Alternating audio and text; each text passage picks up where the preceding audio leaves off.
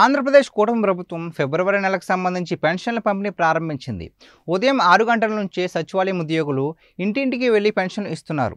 రేపు ఆదివారం కావడంతో ఈ రోజే 100% పంపిణీ పూర్తవ్వాలని ప్రభుత్వం టార్గెట్ పెట్టింది. ఒకవేళ ఇవాళ ఎవరికైనా పెన్షన్ రాకపోతే సోమవారం ఇచ్చేలా ప్లాన్ చేసింది. అలా జరగకుండా మధ్యాహ్నానికి పంపిణీ పూర్తవ్వాలని ప్రభుత్వం ఆదేశించింది.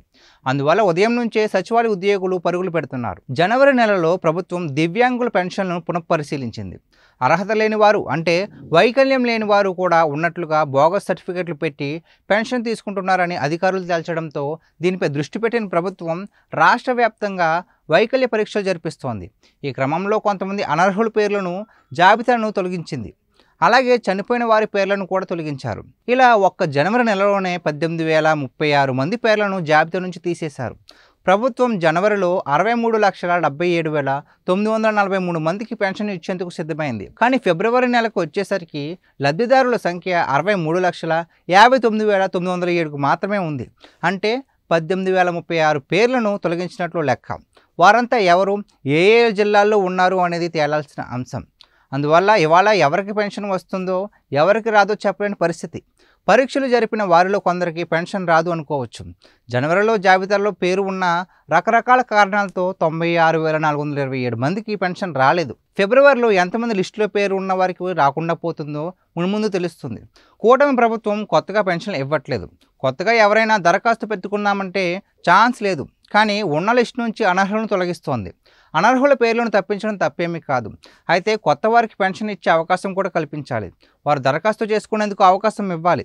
తద్వారా కొత్త అర్హులు నెల నెలా పెన్షన్ పొందేందుకు వీలవుతుంది.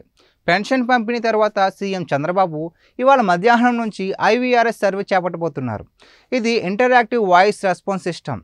ఇది లబ్ధిదారులకు ఫోన్ కాల్ రూపంలో వెళ్తుంది.